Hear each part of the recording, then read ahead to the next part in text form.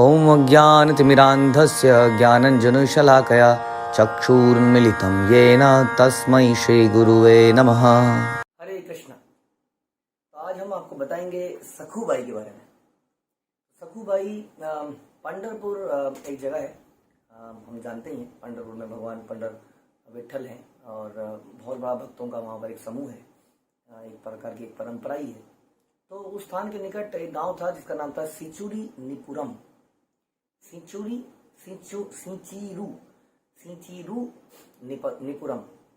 तो वहाँ पर एक गरीब दंपति रहते थे जो भगवान पांडुरंग यानी कि विठल के भक्त थे।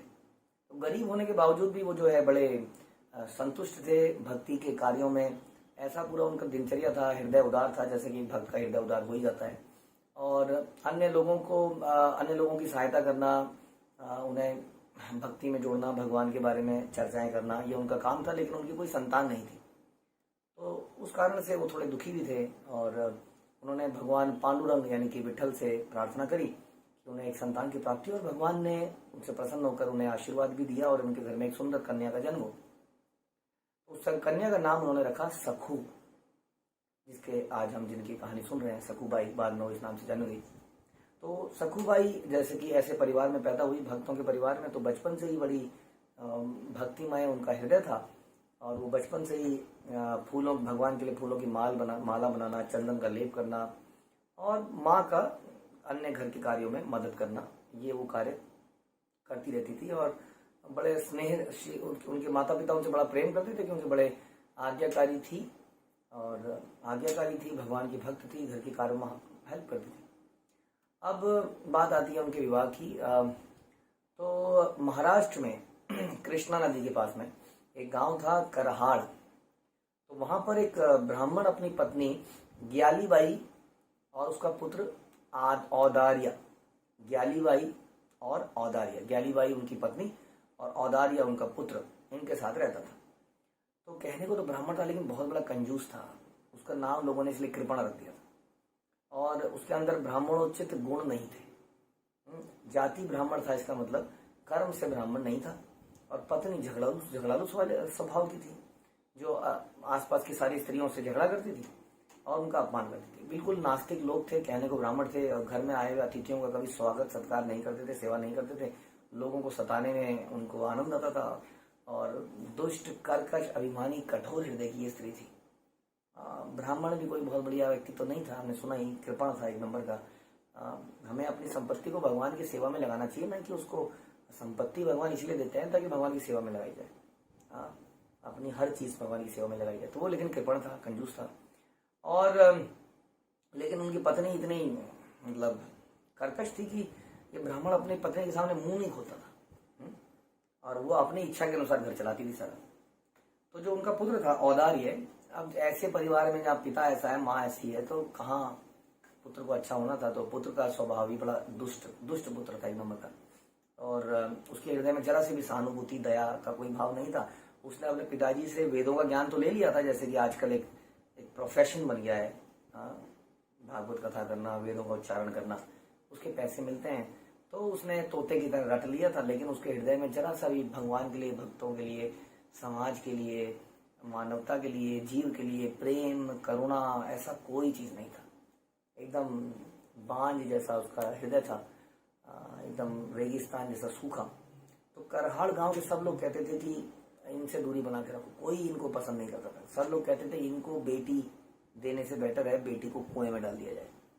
कोई उनसे शादी, मतलब उनके घर में कोई अपनी बेटी भेजने को तैयार नहीं था। अब ये जो सखू के पिताजी अपनी बेटी के लिए वर ढूंढ रहे थे, बहुत गरीब थे। घूमते वो इस गांव में पहुंचे और उन्होंने अपने गांव के लिए जो ये औदार्य है, इसके पिताजी ढूंढते पहुंचे। तो अब उस गांव के लोग तो उनसे शादी करने को तैयार नहीं थे क्योंकि जानते थे कि घर कैसा है। तो ये ब्राह्मण धीरे धीरे घूमते इनके सखूबाई के पिताजी इस गांव में आ गया और पता किया कि भैया मेरा बेटा है दूसरे गांव में और ऐसे उसको विवाह के लिए कन्या ढूंढ रहे हैं, तो कोई अच्छी कन्या है। तो सब लोगों ने एकदम से बोला सखू के घर चले जाओ, उनकी बड़ी सुशील थी, सब लोग जानते थे। तो जब सखू के घर में गए तो उनके माता पिता ने बड़ा सत्कार किया। हाँ, उनको बड़ा हाथ पैर धुलवाए, सत्कार किया, उनको प्रसाद खिलाया और बड़े अच्छे से। हाँ, और सखूबाई ने भी माँ की पूरी मदद करी। तो ये देख के ब्राह्मण बड़ा प्रभावित हुआ उसको अपने घर में इस प्रकार की सेवाएं करता हुआ देखकर, और उन्होंने तुरंत मौका मिलते ही रिश्ते की बात रख दी। अब सखूबाई के माता पिता, उनको लगा कि हम बड़े गरीब हैं, कैसे इसकी शादी कर पाएंगे, कहाँ होगा, मेरे 2 वक्त की रोटी भी नहीं मिलती है, और ये है धनवान व्यक्ति, ब्राह्मण भी है, अच्छा ही होगा, भक्ति होगा। तो उन्होंने सोचा कि बेटी के लिए इतना धनी परिवार से रिश्ता मिलना तो ये विट्ठल जी का आशीर्वाद ही है, जिसके कारण हमें मिल रहा है। तो जहाँ हमें 2 वक्त की रोटी भी नहीं मिलती, यहाँ आराम से रहेगी। तो उन्होंने हाँ कर दिया और ब्राह्मण ने मुहूर्त देके फटाफट औरत से उसका विवाह संपन्न कर दिया। और उस वक्त सखू की उम्र केवल 12 साल की थी। तो उनकी माँ का ऐसा विचार बना कि सखूबाई की कि अभी मैं इसको रख लेती हूँ, छोटी है, थोड़ी सी बड़ी हो जाएगी तो फिर मैं दे दूंगी। लेकिन जो औदारी और उसकी माँ थी उसने इसके लिए बिल्कुल मना कर दिया। तो उन लोगों ने बिल्कुल मना कर दिया कि नहीं, लड़की को तो हम लेके जाएंगे, साथ में लेके जाएंगे। तो लड़की चली गई। माँ को बड़ा दुख हुआ क्योंकि बच्ची बहुत छोटी थी अभी और बड़ी मासूम थी। तो उसके बाद क्या हुआ कि धीरे धीरे वो उस घर में रहने लगी और बड़ा आदर सत्कार करने लगी, सेवा करने लगी, और बड़ी विनम्र हृदय की थी, आप जानते ही बहुत ही। लेकिन धीरे धीरे उसके घर वालों ने अपना रंग दिखाया और धीरे धीरे घर का सारा काम उसके ऊपर लाद दिया और उसके सारा काम वो करती घर का, लेकिन फिर भी उसको डांट मिलती। पूरा काम करने के बाद भी उसको डांट मिलती थी, गाली मिलती थी, कर्कश, धीरे धीरे कर्कश होने लगी। और जो पति था औदार्य, वो बिल्कुल कुछ नहीं बोलता था अपनी माँ के आगे, बल्कि वो भी लगे हाथ कुछ ना कुछ सुनाई देता था। तो सारे के सारे लोग एक तरह से उसका शोषण करने लगे और मशीन की भांति दिन रात काम करने लगी और बहुत काम करने लगी। और मतलब उसके काम में कोई ना कोई कमी, उसकी वो सास जो थी वो निकाल, ग्याली बाई, कोई ना कोई उसका उसमें कमी निकाल ही देती थी कि तुमने ये कमी करी है, तुमने ये गड़बड़ कर दिया, तुमने ये गड़बड़ कर दिया। तो इस प्रकार से उसको नित्य ताना जो है उससे मिलने लगा। तो अब वो जाती थी, सवेरे कपड़े धोकर आती थी और उसके बाद भोजन बनाती थी, फिर किसी और काम में लगती थी। ये लोग खा लेते थे और खाने के बाद जो थोड़ा थोड़ा कहीं बच जाता था वो उसके आगे रख लेते थे। और ये जो है बड़ी, घर में इनकी कमी तो थी पहले, शादी से पहले, लेकिन बड़े प्यार से ये मतलब रही अपने घर में, क्योंकि माता पिता बड़े ही सौम्य हृदय वाले थे। और यहाँ पे बिल्कुल उल्टा था, इसको ऐसा खाना मिलता था जिसमें पड़ा रहता था, उसमें चींटियां और मक्खियां आने लगती थी, क्योंकि घर में काम करते करते थक जाती थी, खाना पड़ा ही रहता था और उसको फिर अंत में वो थोड़ा सा उसको रूखा सूखा खा लेती थी। बड़ी असहाय स्थिति थी, इस तरह का उसका परिवार था। लेकिन फिर भी उसने कभी अपने माता, इनकी ससुराल वालों की कभी बुराई नहीं करी, किसी से भी उसने कभी कुछ भी नहीं बोला। तो इस प्रकार से एक बार उनके घर में एक भिखारी आए, तो उसने क्या किया, सखूबाई ने तो ये सब सीखा था, तो उसने घर से लाके मुट्ठी चावल उसको दे दिया। तो जैसे ही उसको दिया तो ग्याली बाई ने उसको देख लिया, जोर जोर से उसने इशू बना दिया उस बात का। अब बहुत जोर जोर से उसको अपमानित किया, तो घर को लुटवा देगी, बर्बाद कर देगी।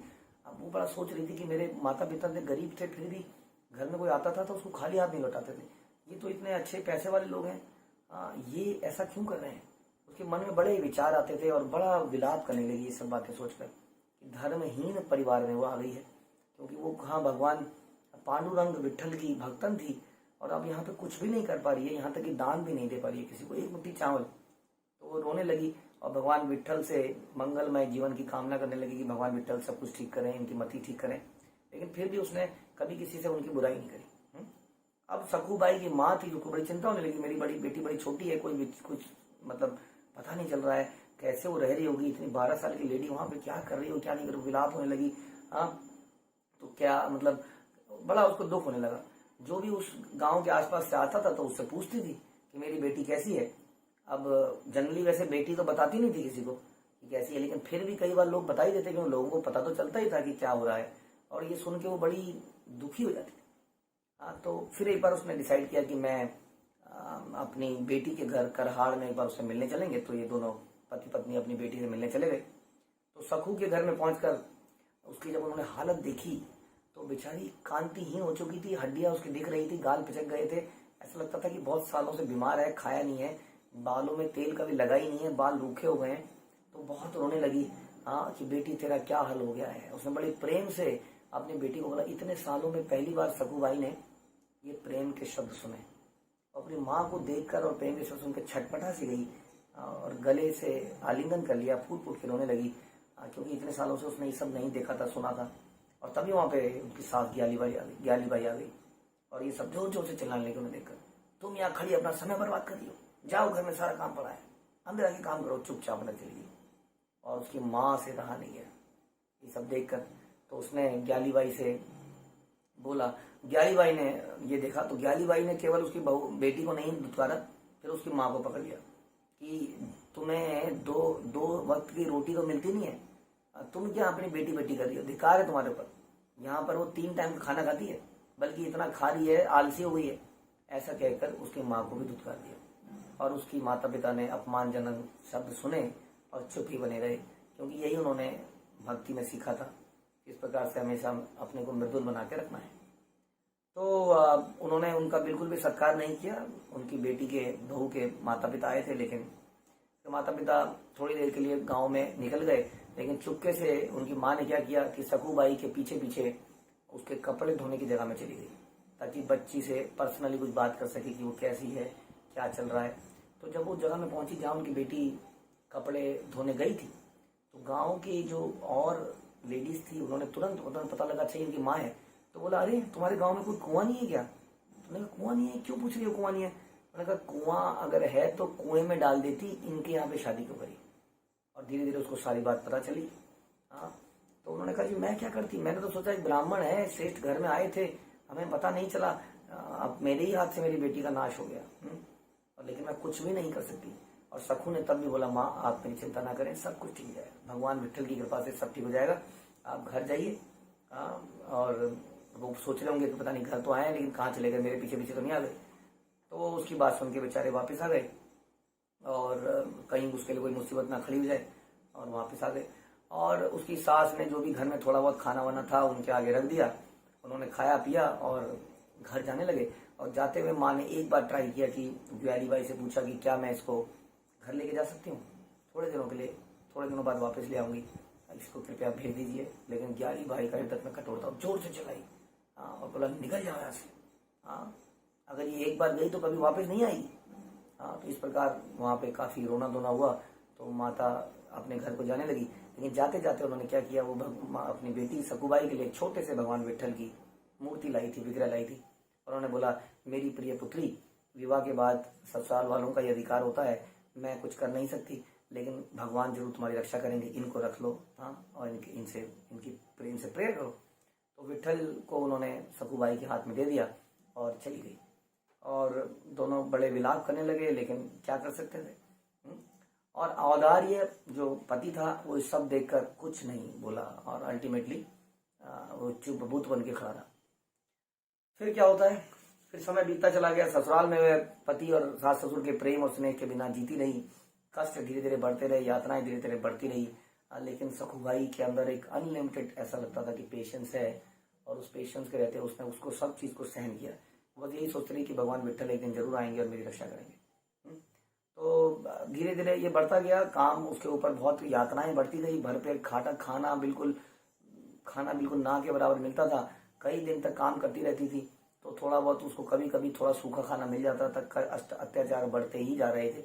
और वो विट्ठल जी जो उनकी माता को दिए थे, उनको प्रार्थनाएं करने लगी कि आप ही रक्षक हैं, आप ही मेरे एकमात्र सहारा हैं। तो इस प्रकार से, और विट्ठल जी को भी वो छुपा के रखती थी। उसको डर था कि कहीं मेरी सास ने इनको देख लिया तो ये इनको छीन लेगी। तो एक दिन उनकी जो सास थी ग्याली बाई, उसने देखा कि कमरे से कुछ आवाज आ रही है, तो उसने सुनना चाहा, तो उसको केवल विट्ठल विट्ठल सुनाई दिया। अगले दिन उसने फिर देखा कि ये किसी से बात कर रही है, और एकदम से वो अंदर घुस गई और ये बेचारी सकूबाई सकपक आ गई। और इसने मूर्ति को छुपाना चाहा, लेकिन ग्याली बाई ने मूर्ति को देख लिया और मूर्ति को छीन कर मूर्ति को फेंक दिया। और ये रोती रही, हाय विट्ठल, हाय मेरे विट्ठल, मेरे भगवान, और इस प्रकार से विलाप करने लगी। और ग्याली बाई ने तुच्छ और नीच शब्दों से विट्ठल को दोषी मानकर विट्ठल जी की भी निंदा करी, जिसको ये सहन नहीं कर सकी। ये बोली आप मुझे चाहे जितना भी मार लो पीट लो, लेकिन इन्होंने क्या बिगाड़ा है, इनको दोषी मत मानो, ये तो मेरे भगवान है। रोते रोते कहा, लेकिन उसकी क्रूरता ही सुनकर और बढ़ गई। उसने चिल्ला कर सबसे शिकायत कर दी, सबको, अपने पति से, अपने पुत्र से शिकायत करी, और इन लोगों ने आके उसको पीट दिया। इस प्रकार से वो पीटती रही, उसके शरीर में बहुत सारे घाव हो गए, लेकिन वो विट्ठल विट्ठल बोलती रही। तो ससुराल वालों की प्रताड़नाएं जो थी बढ़ती जा रही थी। वो एक हड्डी का ढांचा बन गई थी, लेकिन उसके मुंह से केवल विट्ठल विट्ठल निकलता था, लेकिन गांव वाले चाह कर भी कुछ नहीं कर सकते थे। उन्होंने एक बार ब्राह्मण से बात करना सोचा कि मैं हम इसके पिता ससुर को समझाने की कोशिश करते हैं। तो उन्होंने कहा देखो इन्होंने ये इतनी सी आयु में बीमार लगती है, ऐसा लगता है इसने कई बार कई दिनों से खाना ही नहीं खाया है। ससुर को पता ही नहीं था। ससुर कहते हैं वो तो 3 टाइम का रोज खाती है। वास्तव में अपनी पत्नी के आगे कुछ बोल ही नहीं सकते थे। तो इतना हुआ तो एक बार ब्राह्मण भी उन्होंने सोचा देखता हूँ जरा क्या कह रहे हैं गाँव वाले। तो उसने अपनी पत्नी को बोला कि इसे खाना तो दे दिया करो। ये सुन के उसने तो हल्ला मचा दिया, उल्टा घर को बर्बाद कर रही है, इसने घर की शिकायतें बाहर वालों से कर दी हैं, बाहर वाले आके तुम्हें बोल रहे हैं। और ज्यादा बवाल हो गया और ज्यादा उसके प्रति और ज्यादा उसके प्रति क्रूर हो गई और अटैक करने लगी। तो सखुबाई ने सबको बोला बाद में कि प्रिय सखियों, आपको आपका मेरे प्रति जो स्नेह है उसके लिए धन्यवाद, लेकिन मेरे जीवन में जो भी हो रहा है वो भगवान विट्ठल की इच्छा से हो रहा है, इसलिए वही सब कुछ है, वो जरूर ठीक करेंगे, वो जरूर मेरी रक्षा करेंगे। हाँ, इस प्रकार से उसने फिर भी गांव वालों को शांत किया। तो उसके बाद एक दिन क्या हुआ कि वो सखी अपनी पड़ोसन शांताबाई के साथ कृष्णा नदी के तट पर जल भरने गई, और वहां पर एक बहुत बड़ा यात्रियों का समूह जा रहा था और उत्साह से कीर्तन कर रहा था। तो आषाढ़ शुक्ला एकादशी के उत्सव में वो लोग पंढरपुर जा रहे थे शामिल होने उत्सव में। तो इस एकादशी में पंढरपुर में एक उत्सव था, एक बहुत बड़ा मेला लगता था, और वहां पर ये सारे लोग जा रहे थे। तो लाखों तीर्थयात्री थे जो कि भगवान विट्ठल के दर्शन करने जा रहे थे और जाते थे उस समय पर। तो उन सबको जाते हुए देख इसके हृदय में इच्छा हुई कि मैं भगवान विट्ठल को देख लूं। बड़ी तीव्र इच्छा हुई क्योंकि इतना अटूट प्रेम उनके साथ था। तो उसने सोचा कि मैं भगवान विट्ठल के साथ इस मंडली में चल पड़ती हूँ और समय आने से पहले फटाफट वापस आ जाऊंगी, घर में पता नहीं चलेगा। तो उनकी सहेली थी, उसने कहा देखो तुम्हारी सास को पता चल गया तो तुम्हें जीने नहीं देगी, जीता जी मार देगी। लेकिन फिर भी वो अट्रैक्शन इतना ज्यादा बढ़ा कि वो चली गई और समय पर वापस नहीं आ पाई। उसकी सास ने पता लगाना शुरू किया कि वो कहाँ पर है, और जैसे उसको पता लगा तो जोर से बड़बड़ाते हुए घर से निकली और वहीं पर सब पहुंच गए ढूंढते, और वहां से खींच के उसको पीटते उसको घर में वापस ले आए। और घर में वापस ले आके उसको एक खंबे से में पिलर जैसे होता है घर के अंदर, उसमें बांध दिया रस्सियों से और बोला तुम 2 हफ्ते तक यहीं बंदी रहोगी, तुम्हें कोई खाना नहीं मिलेगा। और वाकई में ऐसे ही किया उसने उसको बंदे ही रखा। तो रस्सी से बंधने के बावजूद भी वो आती जाती उसको गालियां देती ही रही। और ये विट्ठल विट्ठल विट्ठल पुकारती रही। और इस प्रकार से हे विट्ठल, मेरी यही इच्छा है कि यदि एक बार इन नेत्रों से आपका दर्शन कर लेती तो मेरे प्राण निकल जाते। आप ही मेरे एकमात्र सहारा हैं, आश्रय हैं, ये दयामय। क्या आप मेरी छोटी सी इच्छा भी पूरी नहीं करेंगे? इस तरह वो प्रार्थना करने लगी।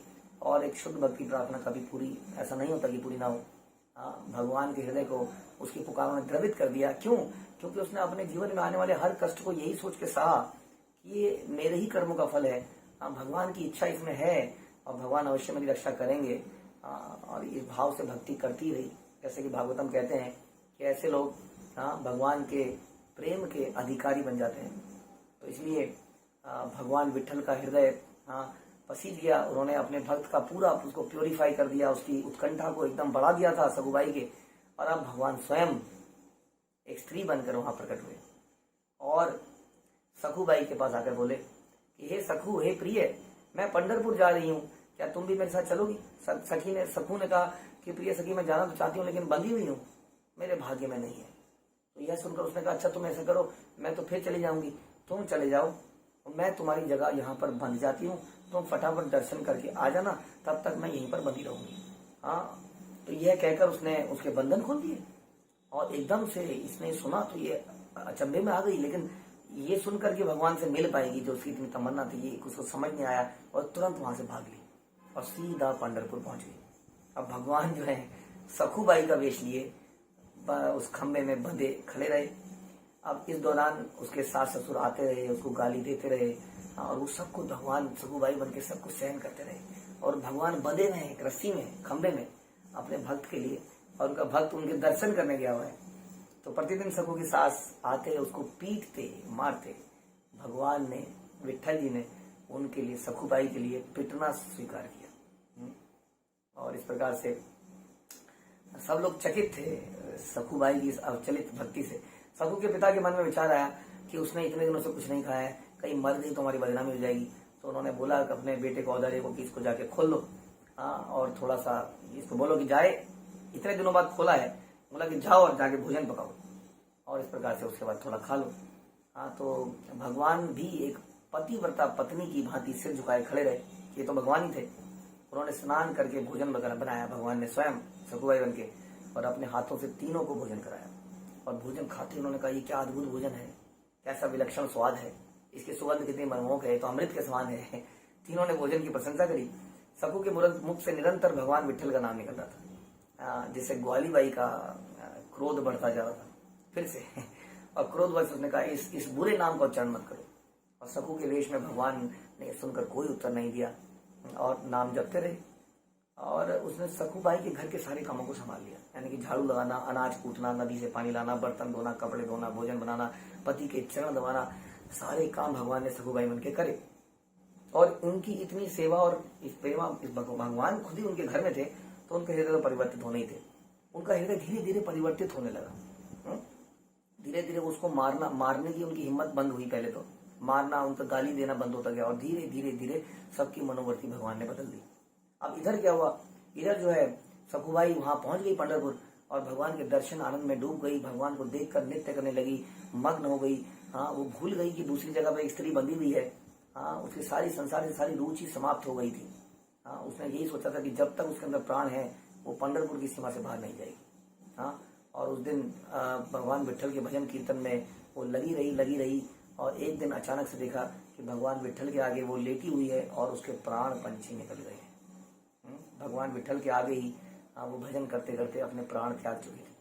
और देव योग से वहां पर एक व्यक्ति करहाल से आया हुआ था, उसने देखा अरे ये स्त्री तो वही है, तो सखूबाई है। तो उन्होंने साथियों को बुला के उसके वहीं पर अंत्येष्टि करी, और उसके त्याग का, उसके सारा ये जो सारे पंढरपुर में लोग उसको पहचान गए, कितनी महान भक्त थी ये। सब लोग उसको संत की तरह जानने लगे। और उसका जो अंतिम संस्कार किया तो चंदन की लकड़ी कपूर द्वारा उसकी चिता को आगे दी गई।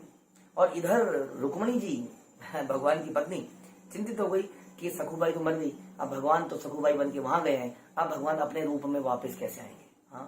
तो रुक्मणी जी ने क्या किया, रुक्मणी जी ने कहा इसको तो दोबारा जीवन देना ही पड़ेगा। तो रुक्मणी जी ने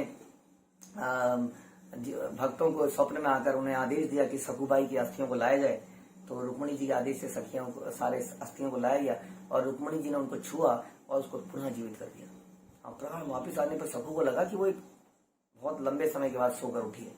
उन्होंने बोला प्रिय पुत्री सखू, तुम करहाड़ वापिस जाओ, मैं भली बात जानती हूँ कि तुम घर नहीं जाना चाहते, लेकिन भगवान विठल की कृपा से तुम्हारे घर पे सब सेट हो चुका है, अब सब कुछ सही है। तुम्हारी प्रतिज्ञा यही थी कि तुम वापस नहीं जाना चाहती इस देह में, तो तुम ये शर्त पूरी हो चुकी है, देह तो समाप्त हो चुकी है, अब तो दूसरा देह मिला है।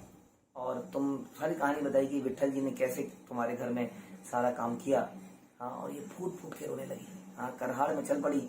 और जब करहाड़ आ रही थी तो उन्होंने रास्ते में सखूबाई को देखा, सखूबाई ने सखूबाई को देखा, यानी कि भगवान को देखा, उनके हाथ में घड़ा था, और देख के जोर जोर से रोने लगी, है भगवान विठल मुझे क्षमा कर दीजिए, मैं कितनी पतित हूँ, मेरी वजह से आपको मेरे घर में इतना काम करना पड़ा, आप बंधे रहे, आपने गालियां खाई, आपने पिटाई खाई।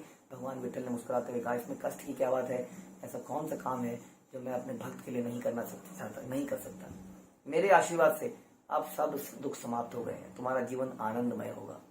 भगवान पानी का घड़ा सखू को देकर अदृश्य हुए, और भगवत कृपा प्राप्त कर सखू अपने घर में वापस आई। और कुछ दिनों बाद एक केवल गांव का ब्राह्मण सखू के घर पर उसकी मृत्यु का समाचार लाया। उसने बोला ऐसे ऐसे तुम्हारी बहू मर गई। उन्होंने कहा बहू मर गई, मैं दिमाग कर रहा, बहू तो अंदर है।